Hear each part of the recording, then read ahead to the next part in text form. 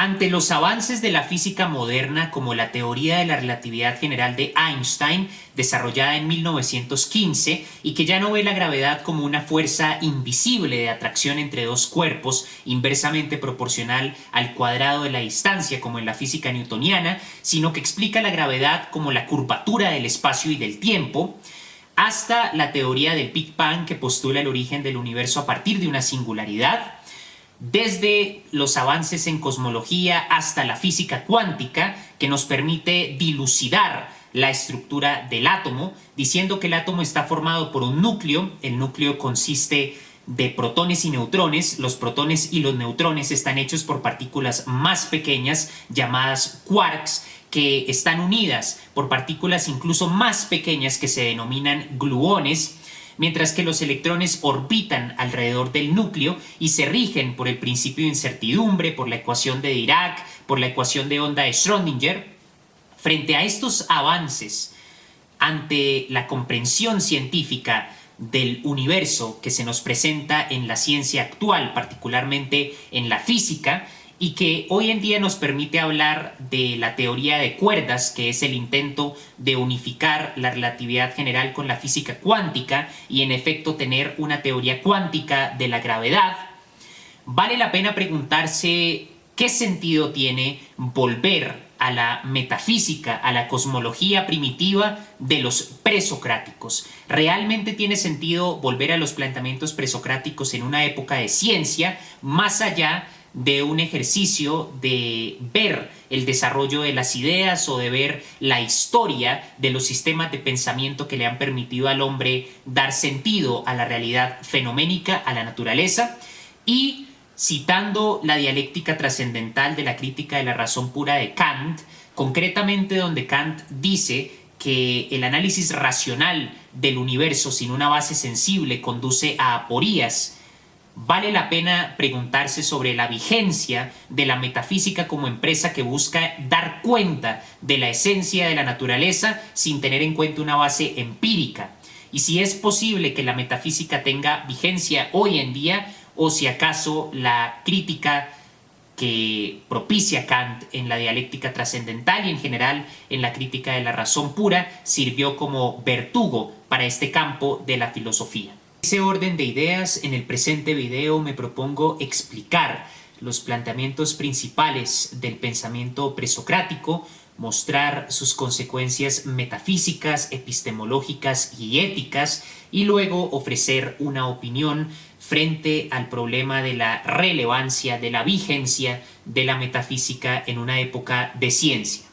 Cuando hablamos de los presocráticos nos referimos a un grupo de pensadores anteriores a Sócrates que buscaban explicaciones acerca de la naturaleza de la realidad que ya no estuviesen marcadas por el mito. Recordemos que la teogonía de Hesíodo explica el origen del universo en la mitología griega a partir del caos. En la teogonía, el caos primordial engendró a Urano, el titán del cielo, a Gea, la tierra, y de la unión de Urano y Gea nacieron Cronos, Rea, Hiperión, Prometeo, todos los demás titanes. Cronos y sus hermanos destronan a Urano. Cronos se vuelve el rey de los titanes y, actuando por miedo a una profecía que declaraba que uno de sus hijos lo iba a destronar como él hizo con su padre Urano, Cronos devora a sus hijos conforme Rea da a luz. Devora a Poseidón, devora a Hades, devora a Hera. Cuando nace Zeus,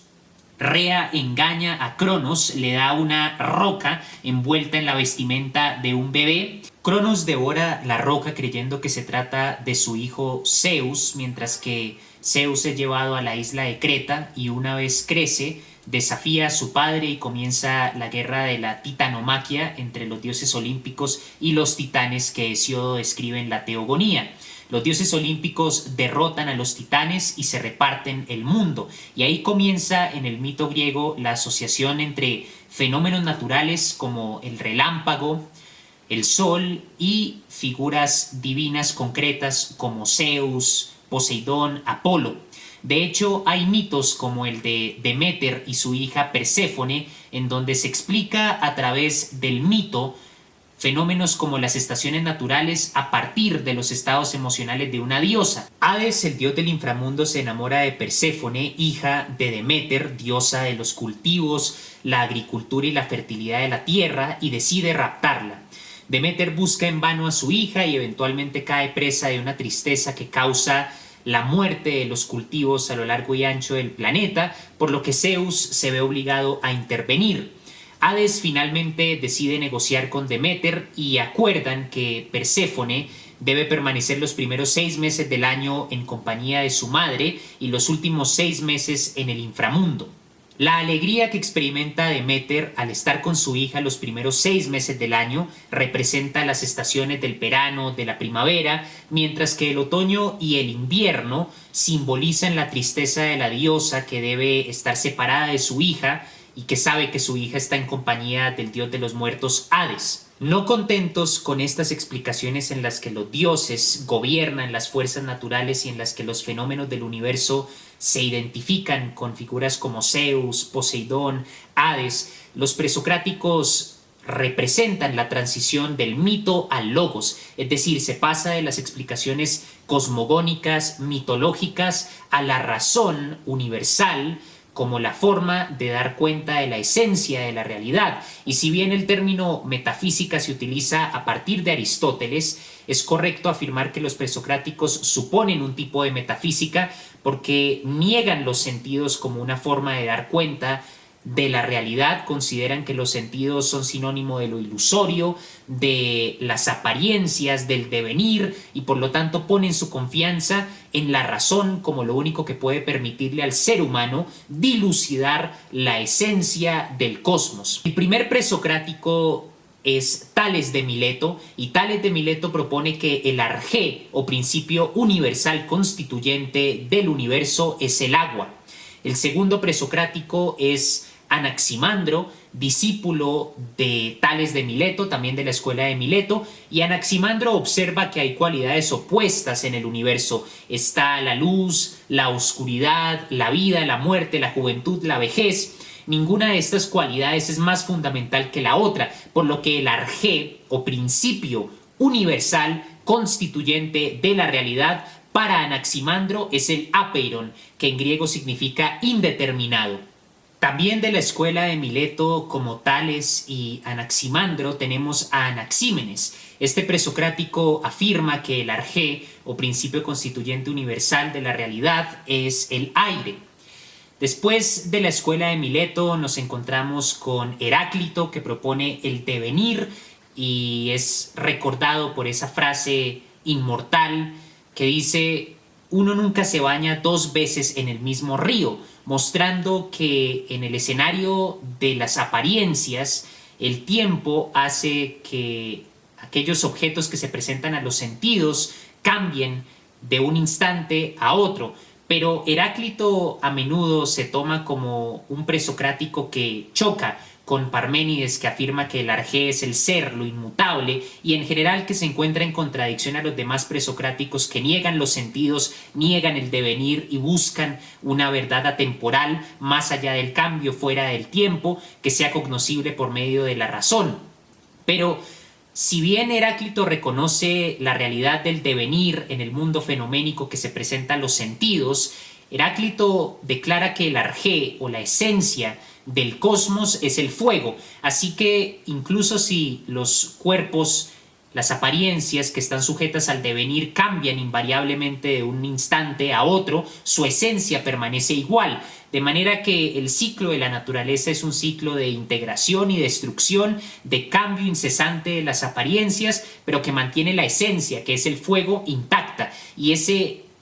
cambio, esa transformación, que sin embargo mantiene la esencia intacta, es solo un cambio de las apariencias, se regula por el logos, o la razón que hace del universo un cosmos. Asimismo tenemos al presocrático Anaxágoras, que propone que el arjé, o principio constituyente del cosmos, son las homeomerías cuyo movimiento se haya regulado por el nous, o inteligencia cósmica. Tenemos a Genófanes, primero en ridiculizar la idea del politeísmo de muchos dioses y declarar que el único dios es la razón, el logos. Se encuentra también Empédocles en el grupo denominado presocráticos, y Empédocles afirma que hay 4 elementos fundamentales que forman el arjé o la esencia de la realidad. Ya sea Parménides, que propone que el ser es el arjé, Zenón, discípulo de Parménides, que afirma con sus diferentes paradojas como la de Aquiles y la tortuga, que los sentidos son ilusorios, que la experiencia nos engaña y que la única forma de conocer la esencia de la realidad es por medio de la razón, ya sea el devenir de Heráclito, las homeomerías de Anaxágoras, el concepto del nous, el agua, el aire como en Tales o Anaxímenes, o el apeiron en Anaximandro. Si comparamos los postulados presocráticos y su cosmología primitiva con lo que se conoce hoy en día de ciencia, resulta evidente que frente a la física cuántica o a la química, los postulados presocráticos no tienen vigencia en cuanto a explicaciones de la realidad fenoménica o incluso de la esencia del mundo, pero tienen una vigencia que trasciende el alcance de la ciencia en la medida en la que el conocimiento presocrático, la metafísica, la cosmología presocrática, tiene 3 consecuencias fundamentales. La primera es de carácter epistemológico, la segunda de carácter metafísico y la tercera de carácter ético. La consecuencia de carácter epistemológico radica en la distinción tan importante para la filosofía occidental entre razón y experiencia. Los presocráticos son los primeros en poner bajo tela de juicio la veracidad de los sentidos como forma de dar cuenta de la realidad, y afirman que la única manera de dar cuenta de la esencia del cosmos es a través de la razón. Los sentidos nos llevan a lo ilusorio, nos engañan, y esa distinción férrea entre la razón y la experiencia que nos permiten los sentidos se conserva en el mundo de las ideas de Platón, en la alegoría de la caverna, donde va a declarar que los sentidos nos encierran en una caverna en donde solo podemos ver sombras, mientras que la razón nos permite salir de esa caverna y descubrir a la luz de lo bello la realidad tal y como es en el plano del topos uranio, de lo universal,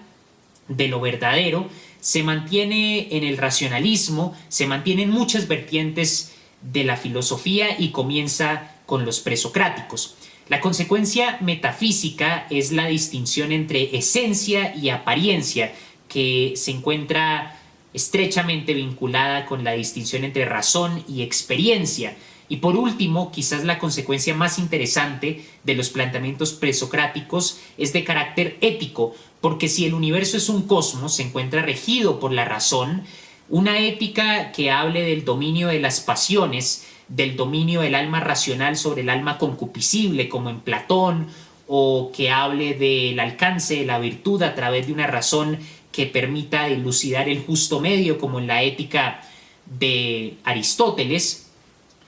viene de esa concepción metafísica de que la razón permite dar cuenta del universo y de que la razón misma es la esencia del cosmos. Por eso el universo se encuentra regulado por la razón, es un cosmos. De manera que incluso si los planteamientos presocráticos no tienen vigencia frente al conocimiento científico actual, son una muestra de lo que Platón alguna vez denominó episteme o ciencia universal, conocimiento universal, en la medida en la que los presocráticos, si bien no lograron dar cuenta, salvo Demócrito y Leucipo, que hablaron de átomos, no lograron dar cuenta de la realidad de los fenómenos naturales, como hoy en día las teorías científicas desde la química hasta la física cuántica hacen, tienen unas consecuencias en el plano ético, metafísico y epistemológico que le dieron forma al desarrollo del pensamiento filosófico y logran articular varios campos del conocimiento indirectamente. Digo indirectamente porque los presocráticos no necesitaron reflexionar sobre política, no necesitaron reflexionar sobre ética directamente, sino que la estructuración de un estado racional, el gobierno de las pasiones por medio de la razón, se infieren de sus premisas metafísicas y de su concepción cosmológica. Y eso es algo que la ciencia actual no tiene. Por eso Edmund Husserl, el padre de la fenomenología, hace un diagnóstico de la crisis en la cultura moderna y afirma que si bien la ciencia ha ganado rigor precisión a la hora de dar cuenta de los fenómenos naturales ha perdido sentido en la medida en la que en el marco de la secularización, si las personas ya no aceptan la religión como fuente para entender el universo y la ciencia,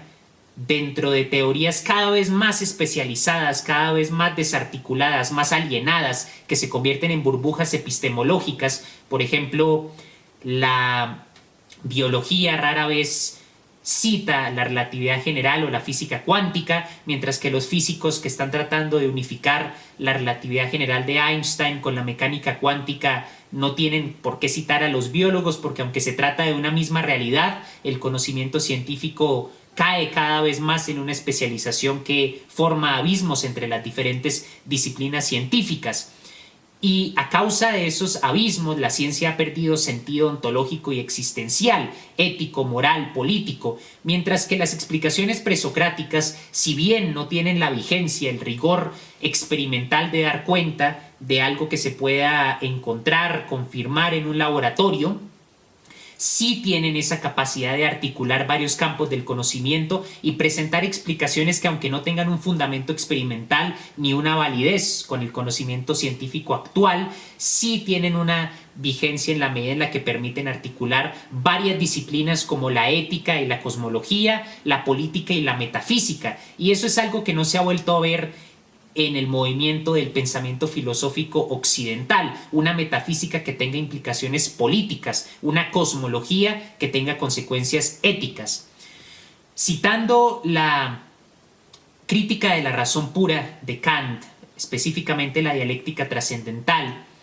el hecho de que indagaciones metafísicas como las que hicieron los presocráticos sobre la naturaleza del cosmos conduzcan o no a aporías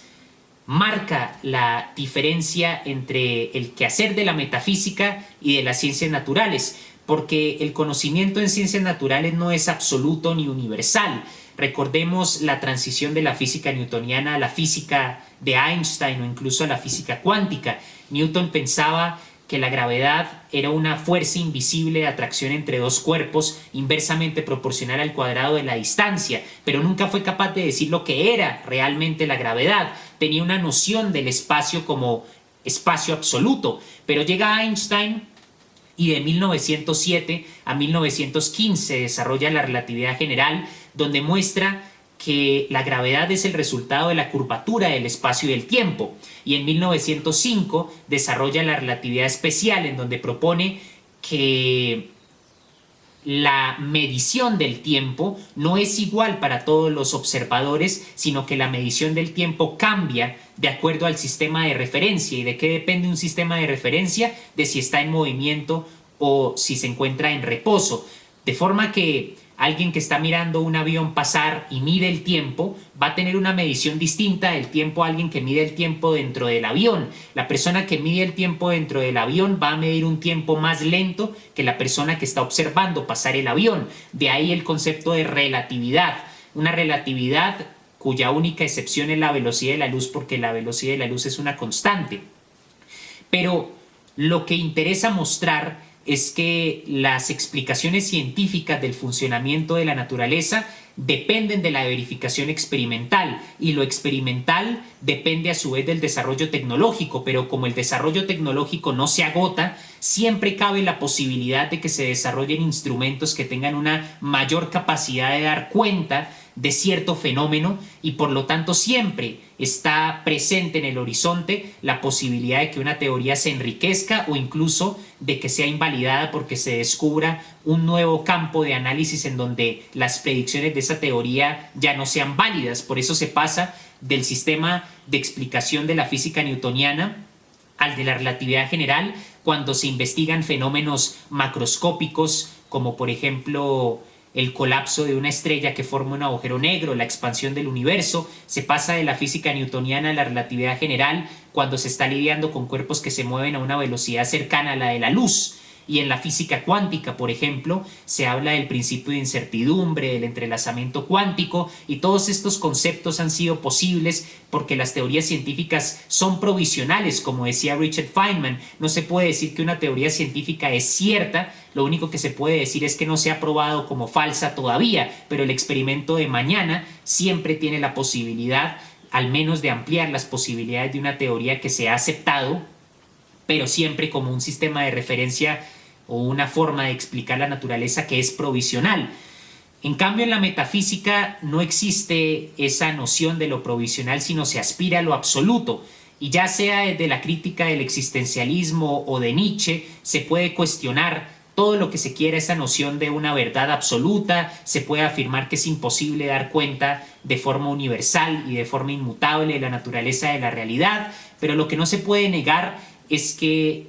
el movimiento de la razón y del entendimiento es distinto, como lo plantea Hegel en la ciencia de la lógica. Y por eso los presocráticos tienen vigencia más allá de volver a sus planteamientos como un ejercicio puramente histórico de revisar la historia de los sistemas del pensamiento o de las ideas, porque son el primer referente de una episteme y quizás nos sirvan de base para proponer hoy en día una articulación entre la ciencia y la filosofía que permita extraer consecuencias éticas, políticas, epistemológicas de las teorías científicas y por lo tanto superar esa alienación, ese autismo, esos abismos en el conocimiento que son consecuencia de la excesiva especialización del conocimiento científico.